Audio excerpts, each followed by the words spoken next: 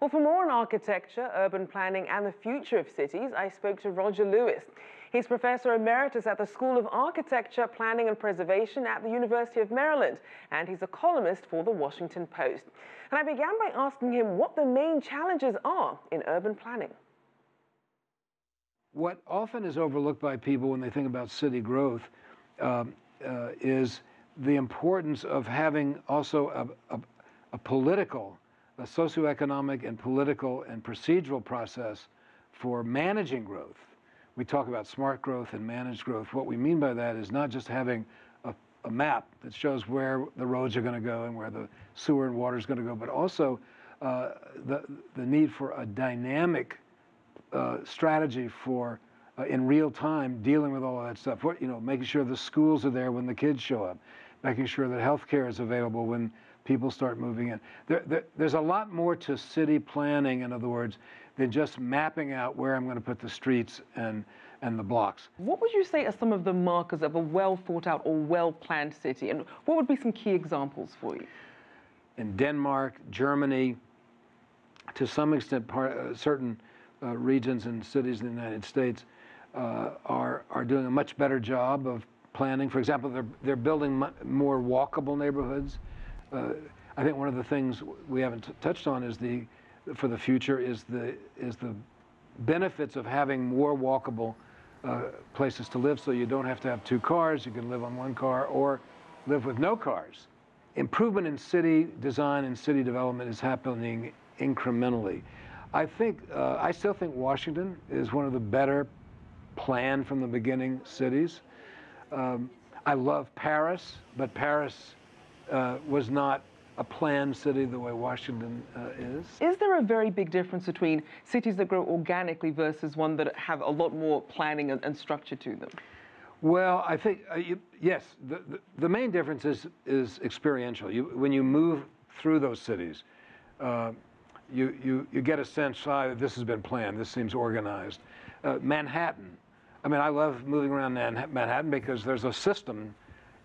That part of Manhattan was planned, as in the middle of Washington. As the world's population continues to grow, how can they prepare? Some of these cities are obviously centuries old. How can they evolve and prepare for the booming population that's coming?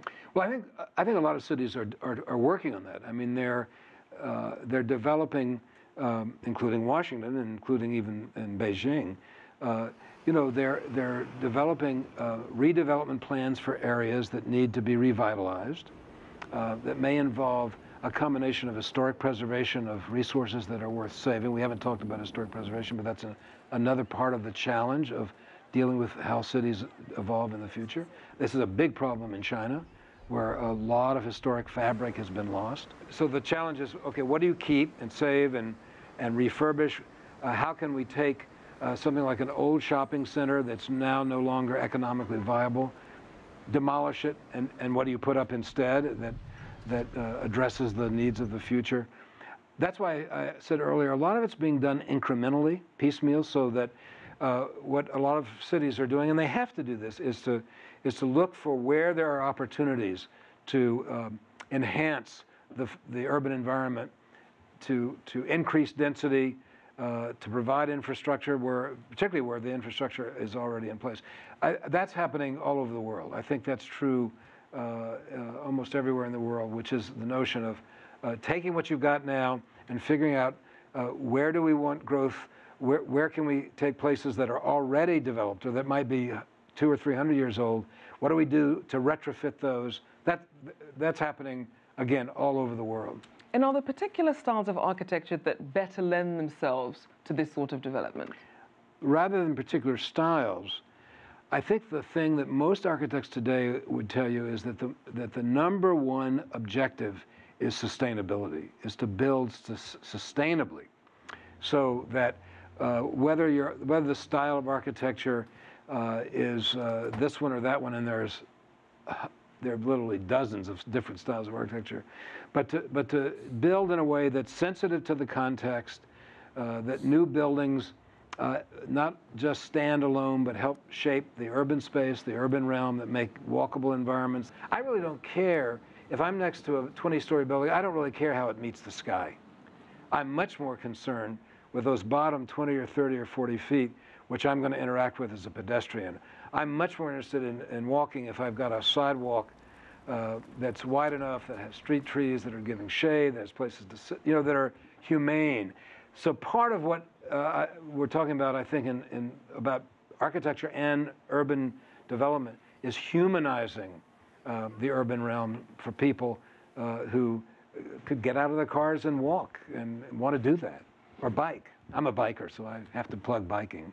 So for some of the city leaders who are out there, if they're trying to either revamp or figure out what they're going to be doing in terms of city planning, where should they start when we're trying to make the smart choice about how to develop or redevelop their city? Very good question. The first step is a research step, really. It's really going out and taking a very, very rigorous look at the city, because you need to know what's there, what's performing, what's working, what's not, who lives there, what are the needs, you know,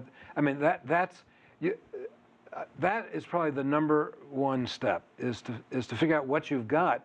If you were living in a house and you're not too happy with the house, and you call an architect up and the architect comes over, any responsible architect, the first thing she or he would do is interrogate the occupants of that house to really get to know. It'd be like psychoanalysis and physical analysis. You know, what are the problems? What's working here? What needs to be changed? What doesn't need to be changed? The same thing with the city.